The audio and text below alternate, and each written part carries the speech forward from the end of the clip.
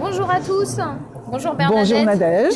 Alors aujourd'hui, on va parler de la santé de l'intestin, de l'équilibre et Bernadette est super bien placée pour nous parler de ça puisqu'elle est donc ingénieure physicienne et vous avez créé, on va parler de gras en fait, principalement.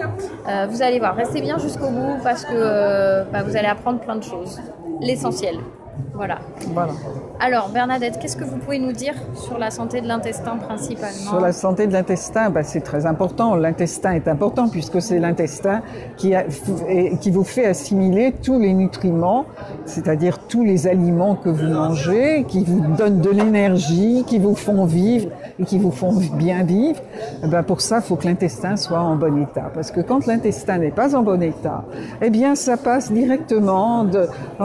directement ou pire, si l'intestin est atteint, si la muqueuse intestinale n'est pas en bon état, vous avez une muqueuse qui est trouée et à ce moment-là, vos aliments qui peuvent être bons, mais s'ils passent directement dans le sang, le sang n'a pas la capacité de le véhiculer et puis d'apporter les nutriments nécessaires à chaque cellule. Voilà. Parce que vous avez des milliards de cellules dans le corps et il faut que le sang vous amène tous les nutriments dont chaque cellule a besoin pour vivre. Voilà. Alors, si vous avez un dysfonctionnement au niveau de l'intestin, c'est tout l'ensemble qui est perturbé et qui fonctionne mal. Alors, ça se traduit par des tas de choses qui peuvent aller de l'allergie jusqu'aux intoxications, pathologies auto-immunes, etc.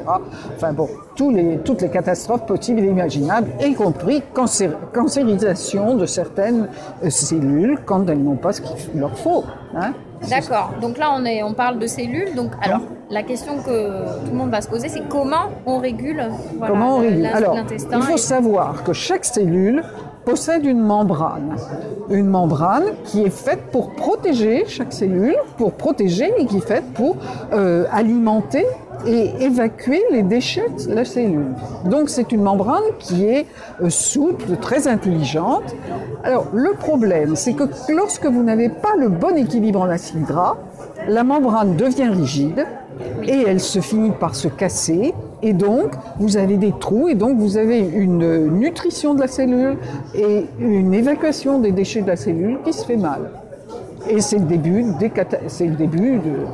un processus extrêmement long qui peut mettre très longtemps à se développer, mais c'est le début de toutes les pathologies. D'accord. Donc il faut arriver à rééquilibrer la membrane de la cellule pour pouvoir réguler. Pour pouvoir réguler. Alors c'est essentiel pour la membrane des cellules qui tapissent votre intestin grêle, ça c'est clair. C'est d'autant plus important pour ces cellules-là, mais c'est vrai pour l'ensemble des cellules du corps. Donc on est au cœur du sujet et du problème. Alors comment on régule ça justement? C'est la grande question. Comment on régule ça? Pour ça, il faut avoir un bon équilibre en acides gras essentiels. On a 2 acides gras qu'on ne peut pas fabriquer à partir des aliments ordinaires. Il faut donc qu'on les trouve dans l'alimentation.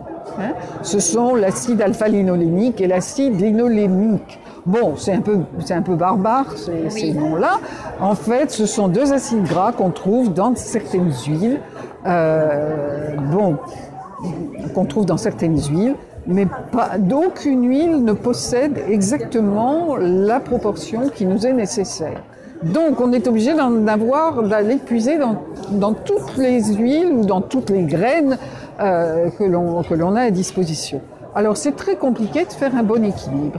Et en fait, on s'aperçoit que quand on arrive à s'alimenter avec un bon équilibre en acides gras, les choses se passent beaucoup mieux. Moi, je suis très très étonnée de voir tous les résultats qu'on obtient uniquement en équilibrant son apport en acides gras.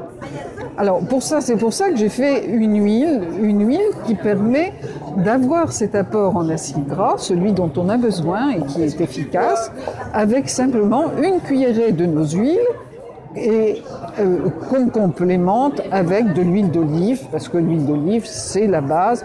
Il y a beaucoup d'acide oléique dedans, l'acide dont on a besoin en grande quantité, puisqu'on a besoin de 60% d'acide oléique. Donc, il faut prendre beaucoup de gras. Et là-dessus, c'est important de savoir que le gras ne fait pas mal au foie. Voilà. Hein. Ouais. Le gras ne fait mal au foie que quand on le prend du mauvais gras et quand on le prend mal. Alors, le mauvais gras, ben, c'est du gras qui n'est pas bien équilibré. Hein. Il faut 60% d'acide oléique, il faut, c'est-à-dire un acide gras monoinsaturé. Oui. Il faut 12% d'acide gras il faut 15% d'acide gras polyinsaturé, Oui. 12% d'oméga 6 et 3% d'oméga 3. D'oméga 3. Hein. Oui. Bon, une fois qu'on a tout ça, bon, il reste après 20 à 25% d'acides gras saturés qu'on peut avoir, à condition que ce soit des bons acides gras saturés également. Hein. Parce qu'il ne faut pas qu'il y ait d'acides gras trans ou d'acides gras saturés qui soient de mauvaise type friture, qui soient oxydés, etc. Donc ça, c'est très mauvais. D'accord, ok. Mais si on a ce bon équilibre, 20 à 25% d'acides gras saturés, 60% d'acides monoinsaturés, huile d'olive, 12% d'oméga 6 et 3% d'oméga 3. D'accord. Hein? Donc oui, c'est cet équilibre en fait qui est très difficile à obtenir. C'est très difficile à obtenir spontanément. Hein? Voilà, et puis je vois qu'il y a plein de gens qui consomment aussi d'huile de colza ou qui font des mélanges. Alors, est-ce que vous pouvez en dire un petit peu là-dessus Alors, il faut des mélanges, il est nécessaire d'en faire parce qu'on ne peut pas faire autrement pour avoir cet équilibre. Mais l'huile de colza, il est préférable de l'éviter parce que l'huile de colza le colza est une graine hybride, obligatoirement hybride, puisque le colza naturel est riche en acide érucique qui est toxique pour l'homme. Donc on a cherché à faire pour des raisons économiques, on a cherché à faire une huile de colza qui ne soit pas toxique et qui ait un certain pourcentage d'oméga 3. Alors, on a fait ça, seulement une fois qu'on a une graine hybride, eh bien, il n'y a plus les antioxydants qui sont nécessaires pour protéger les acides gras qui sont dans la graine. Et donc, on a une huile qui est de pas très bonne qualité et qui ne vous apporte pas tous les nutriments. Vous n'avez pas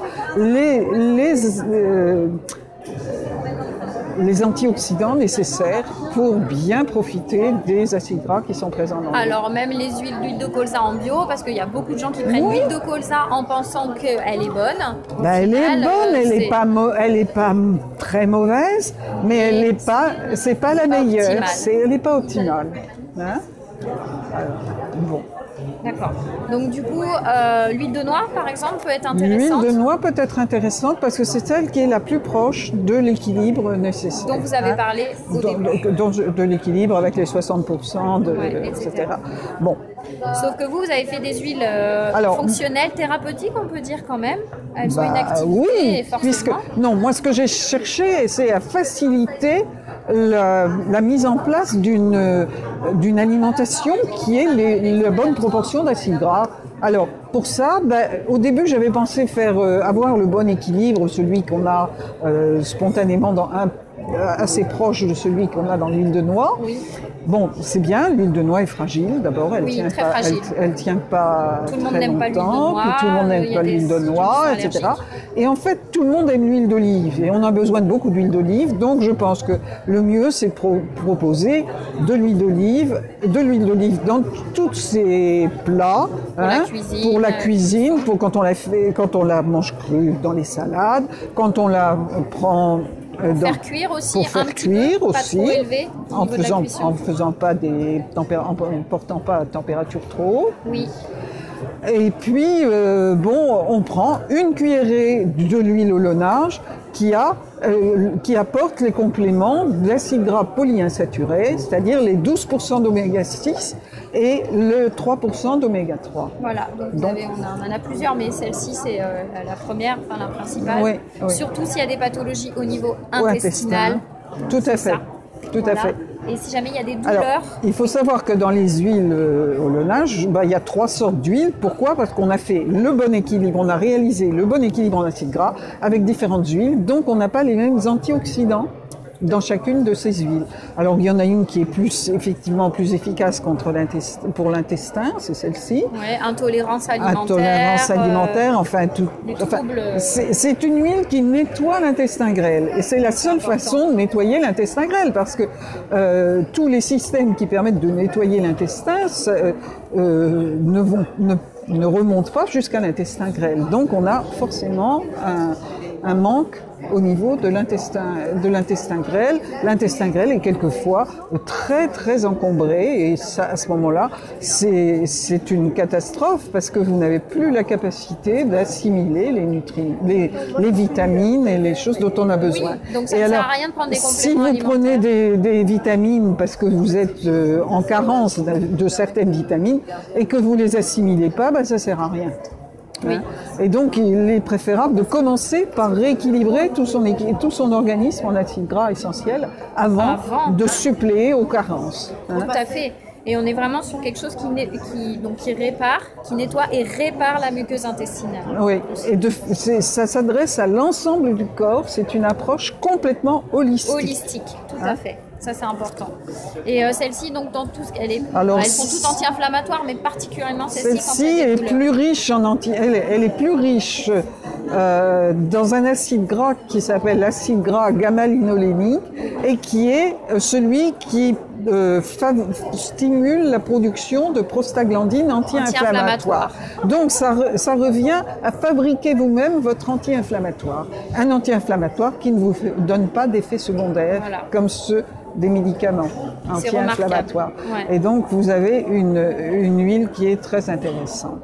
Okay. Et puis la dernière, l'huile au Lonage E, c'est une huile qui est très riche en vitamine E, et une vitamine E hautement assimilable, ce qui n'est pas le cas de beaucoup de vitamines E que vous achetez en complément alimentaire. C'est beaucoup moins assimilable parce que c'est assez compliqué. La vitamine E demande un environnement nutritionnel très spécifique pour pouvoir être assimilé. Super. Merci beaucoup Bernadette. On vous retrouve de toute façon sur Internet. Je mettrai le lien sous la vidéo.